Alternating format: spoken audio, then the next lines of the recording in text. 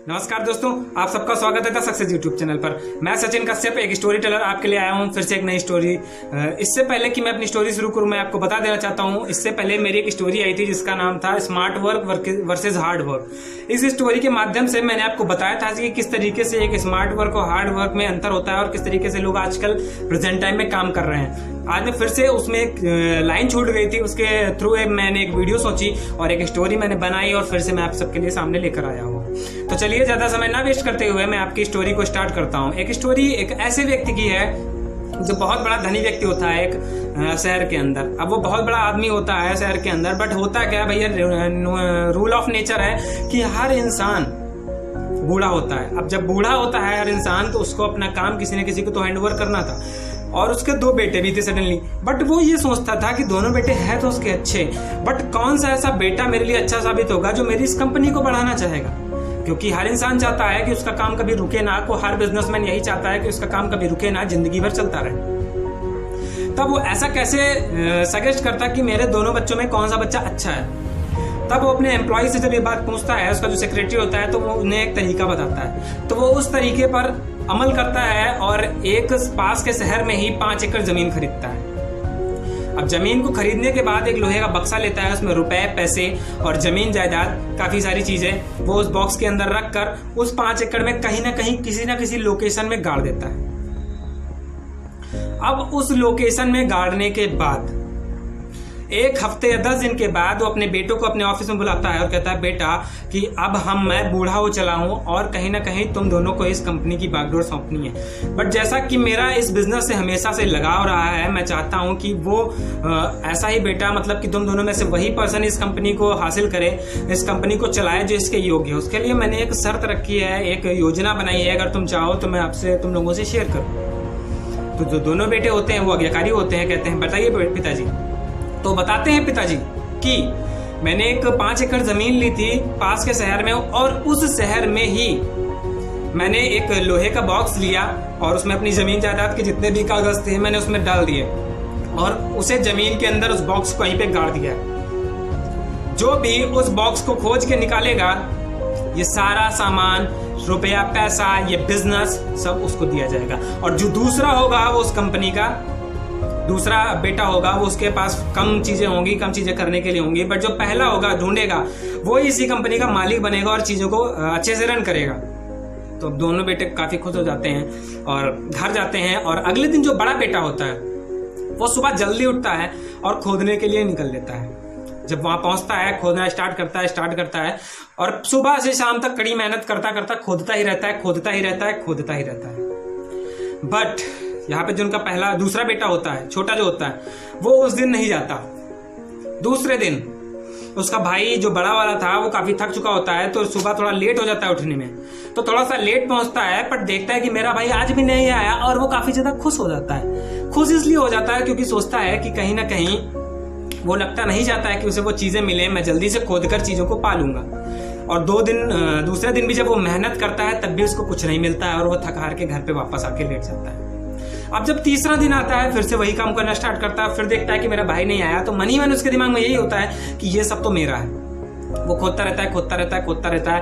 But कुछ देर के बाद उसका छोटा भाई आता है और छोटा भाई के हाथ में एक कागज होता है और कागज पे देखता है उस लोकेशन का वो नक्शा बना हुआ था और वो देखता है कुछ इधर उधर चीजें और एक लोकेशन पे जाकर रुकता है, उसको मार्क करता है। उसके बाद चीजों के थ्रू, मशीन्स के थ्रू, कुछ चीजों के थ्रू लगातार 3 से 4 घंटे के बाद वो उस बॉक्स को खोज लेता है। अब जैसा कि हमेशा होता है, बड़ा भाई अचंभित हो जाता है कि ये कैसे पॉसिबल है, ये कैसे हो गया। अब इतना वो सोच ही रहा होता है कि इतने में उसके पिताजी आ जाते हैं। तो वो पिताजी से बात करने लगता है। पिताजी कहते हैं, शाबाश, यही सब बातें हो रही होती हैं। तब तक बड़ा भाई पूछता है कि ये सब तुमने किया कैसे। तब वो बताता है कि पहले दिन जैसे आपके दिमाग में ख्याल आया कि चलो खोदना स्टार्ट करते हैं चल के और जल्दी से चीजें पा लेते हैं, तो उसने सोचा कि ऐसा पॉसिबल नहीं है क्योंकि भैया भी उसके हैं, अगर उन्होंने ढूंढ लिया तो उसके पास ये अपॉर्चुनिटी चली जाएगी और वो मालिक नहीं बन पाएगा। तो उसने सोचा इस रास्ते के अलावा मेरे पास क्या कोई और रास्ता है। और उसने जब सुबह से शाम तक सोचा तो उसके दिमाग में एक आया कि इंजीनियर के थ्रू मैं इस काम को कर सकता हूँ। और सुबह जब उसने शाम को कांटेक्ट किया इंजीनियर से, तो पता चला इंजीनियर के पास समय ज्यादा नहीं है, तो वो सुबह जल्दी गया और उस लोकेशन का निरीक्षण करके एक मशीन के थ्रू उसने पता लगाया कि बॉक्स किस लोकेशन पे गड़ा हुआ है। अब उस लोकेशन पर खड़े होने के बाद वो फिर घर आता है और चीज़ों को समझता है कि कैसे उसे खुदाई करनी है, किस जगह पे करनी है प्रॉपर। उसने मार्ग तैयार किया, उसके लिए एक नक्शा तैयार करता है। और जब वो तीसरे दिन आता है और एग्जैक्ट लोकेशन वहीं पे खोदना स्टार्ट करता है, तो 3 से 4 घंटे के अंदर उसे वो सारी चीज़ें मिल चुकी होती हैं उस बॉक्स के थ्रू, क्योंकि बॉक्स जब हुआ तो उसके पास कंपनी भी आ चुकी थी और हर चीज़ आ चुकी थी। दोस्तों, ये स्टोरी तो खत्म होती है, पर जो 2-3 क्वेश्चन मेरे पास थे वो मैं आपको इस क्वेश्चन के स्टोरी के थ्रू जरूर बताना चाहता हूँ। पहली चीज़, हम और आप स्टूडेंट हैं और लाखों करोड़ों स्टूडेंट भारत के अंदर हैं या पूरी दुनिया के अंदर हैं, बट आपने एक चीज जरूर देखी होगी कि कुछ पर्सन 3 से 4 साल मेहनत करते हैं, तब जाकर वो किसी एग्जाम को क्रैक करते हैं या लाइफ में सफल होते हैं, और कभी कभी तो नहीं ही होते। और दूसरी ओर कोई आता है और 6 महीने के अंदर और साल भर के अंदर उस एग्जाम को क्रैक करता है या अपनी लाइफ में सफल हो जाता है। तो हम सब पता क्या कहते हैं कि उसकी किस्मत अच्छी थी। दोस्तों, सच बताओ, उसकी किस्मत बिल्कुल नहीं अच्छी थी। हम लोगों से बात नहीं करते हैं, लोगों से जानकारी नहीं लेते, उसकी सक्सेस का राज का हम दूसरों से जलते हैं, यही हमारी सबसे बड़ी गलती है। मैं सबसे बताना चाहता हूँ, एक सच बात बताना चाहता हूँ। मैंने काफी लोगों से सुना और काफी लोगों से इंस्पायर्ड भी हुआ। वो बताते थे कि अगर वो साल भर के लिए उन्होंने टारगेट रखा, अपना गोल बनाया, तो साल भर के अंदर ना Facebook, WhatsApp, Insta, Twitter, YouTube, कुछ भी एक्सेट्रा कुछ भी नहीं यूज करते थे।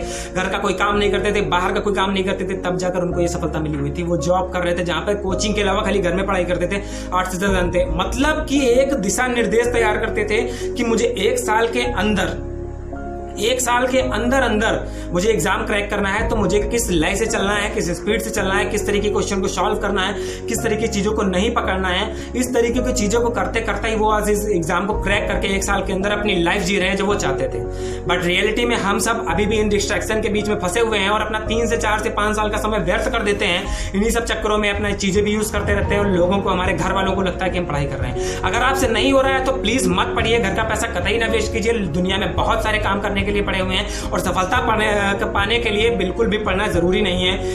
ऐसा कह सकते हैं कि जो हम नॉर्मली पढ़ रहे हैं, पढ़ना जरूरी है, बट इस तरीके की पढ़ाई जरूरी नहीं है जो आजकल के कल्चर में हो रही है। और दूसरी चीज मैं जॉब में बताना चाहूंगा, जॉब में काफी तरह होता है कि हम सब बहुत कड़ी मेहनत करते हैं, बट मेहनत के बाद भी हमें सफलता नहीं मिलती। और जो दूसरा पर्सन होता है वो कम मेहनत भी करता है, तब भी उसे सफलता मिलती है और वो प्रमोशन कर दिया जाता है, हमारा प्रमोशन नहीं होता।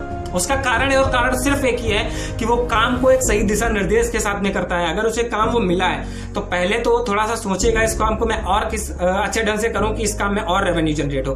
किसी बिजनेस का अगर हम एग्जांपल ले लें, अगर कोई सेल्स प्रोफेशनल हो तो वो पहले समझेगा कि किस तरीके की नीड आ रही है गर्मी के अंदर। अब वो गर्मी में अगर कंबल बेचने निकलेगा तो कतई नहीं बिकेंगे, बट वो अगर सस्ते फैन या इस तरीके की चीजें बेचने निकलेगा तो धड़ल्ले से बिकेंगे, क्वालिटीज बताएगा। तो इसी तरीके से मैं चीजें बता रहा हूँ कि जो दिशा निर्देश है सबसे पहले वो बहुत जरूरी है। जब हम एग्जाम को क्रैक बैठते हैं तो सबसे पहले हमारे लिए एक दिशा निर्देश बहुत जरूरी है। जब उसको हम क्लैरिफाई कर लेंगे उसके बाद हमारे लिए हर चीज संभव हो जाएगी। और अगर रियलिटी में आप सफलता चाहते हैं तो प्लीज डिस्ट्रैक्शंस को छोड़ दीजिए कुछ समय के लिए यार। कुछ समय में छोड़ने के बाद जब आपको सफलता मिल जाएगी आप फिर से उन्हें पकड़ सकते हैं। तो आई होप कि आपको वीडियो अच्छी लगी होगी। अगर वीडियो अच्छी लगी हो तो प्लीज इसे हर स्टूडेंट के साथ शेयर एंड सब्सक्राइब करने के लिए जरूर बोले, क्योंकि इसी तरीके की मोटिवेशनल स्टोरीज में इसी चैनल पर लाता रहूंगा।